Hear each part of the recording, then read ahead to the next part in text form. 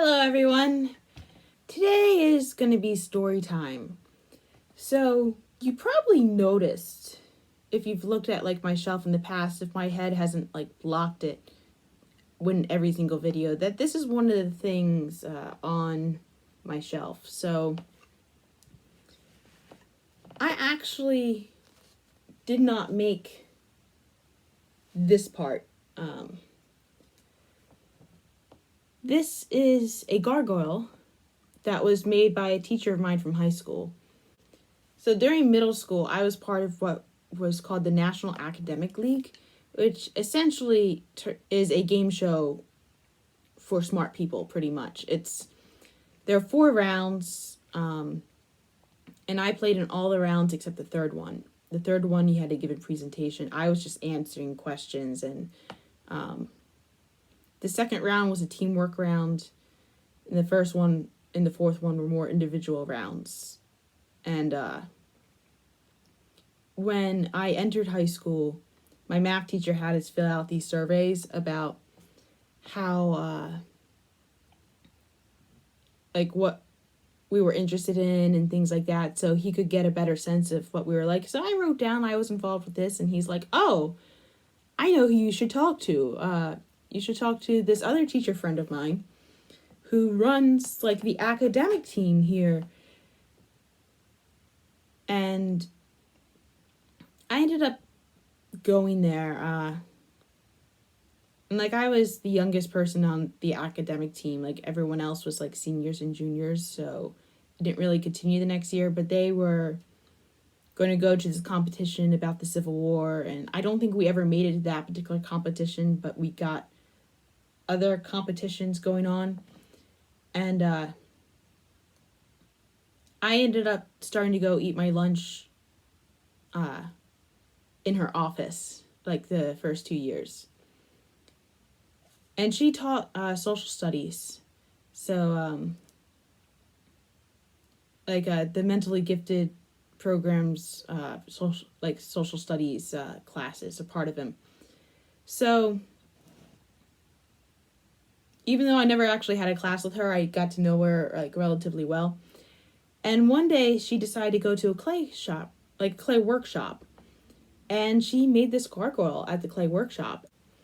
Now, she doesn't really consider herself much of an artist, so this is actually very good by those standards. And the thing is, she hated it. She absolutely hated this gargoyle, which is a shame. I think she was being way too hard on herself. And she brought it into work, and she left it on the edge of her desk with the desire that someone would knock into it and have it topple to the floor.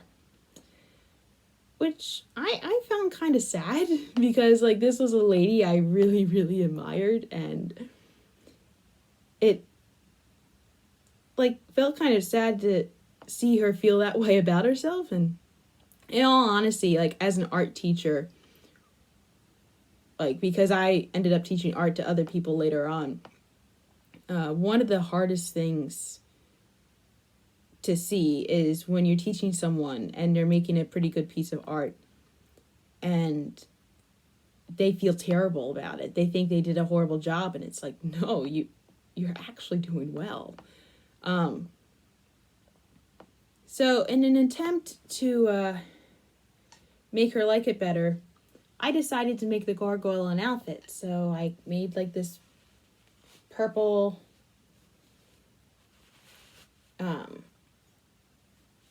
like cloak-like thing. I corked it, so I actually used the corker to make this long purple thing, and then I sewed the things together, and then I did a crochet edging, and then this is just like a corked thing that I kind of just put around the ears, just like that. It gives a bit of a Professor Quirrell vibe. She let me do it. She still didn't like it. And then my sophomore year of high school, she decided she was going to retire. And yeah, I was feeling kind of sad about it because I never actually got a chance to be in her class, but like she was giving away a lot of her educational stuff because she wasn't going to need it anymore. And I asked her, can I take your gargoyle?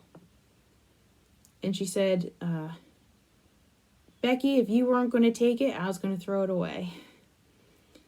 So, Miss Hansberry, your gargoyle is still intact. I still love it. And